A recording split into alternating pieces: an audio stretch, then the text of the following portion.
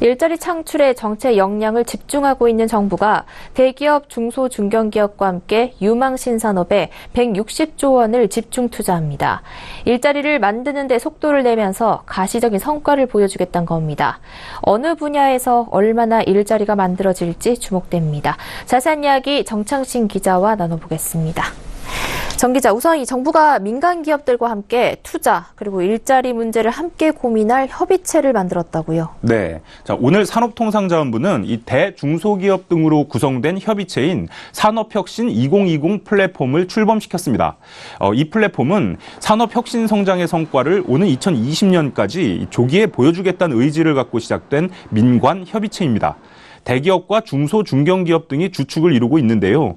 이들은 2022년까지 총 160조 원가량을 자율주행차와 반도체, 바이오 등 5대 신산업에 집중 투자하겠다고 약속했습니다. 4차 산업혁명 시대 유망산업에 이 청년들이 선호하는 양질의 일자리를 만들겠다는 것으로 풀이됩니다. 네, 2022년까지라면 이번 정부의 임기까지인데요.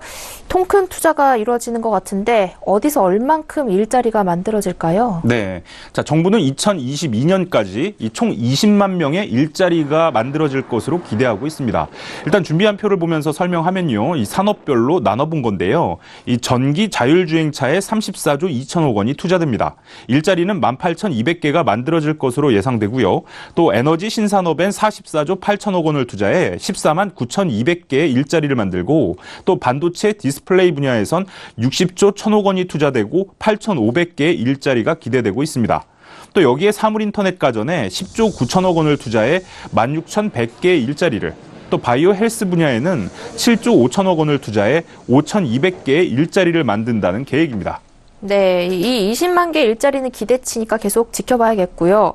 결국 일자리는 민간에서 만들어줘야 하는데 이 모임에 참여하고 있는 기업들은 어디가 있나요? 네, 이 산업혁신 2020 플랫폼에는 이 대기업과 중소기업, 중견기업을 비롯해서 3대 경제단체 등 30명가량이 참여했습니다.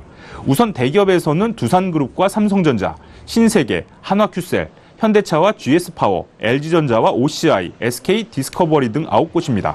또 중견기업에선 신성 ENG, 제우스, 캠시스, MS오토텍 등 4곳이고요. 또 중소기업은 눔, 라이프 시멘틱스, 인코어드, 퓨처로봇, 키오스크 코리아, 해줌, PKL 등 7곳입니다.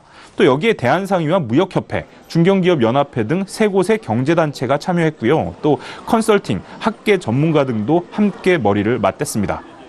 네, 이 기업들 5대 신산업 분야에 속하고 있다고 하는데 앞으로 어떤 계획들을 내놓고 있습니까? 네, 먼저 전기차 분야를 좀 살펴보면요. 이 국내 완성차 업체들이 코나와 니로, 제네시스 등 전기차 모델을 내놓을 예정인데요. 이 정부도 우편 배달용 전기차 10,000대를 보급해 시장 확대에 나서고요. 또 전기차 급속 충전소 10,000개, 수소차 충전소도 300개를 새로 만들기로 했습니다.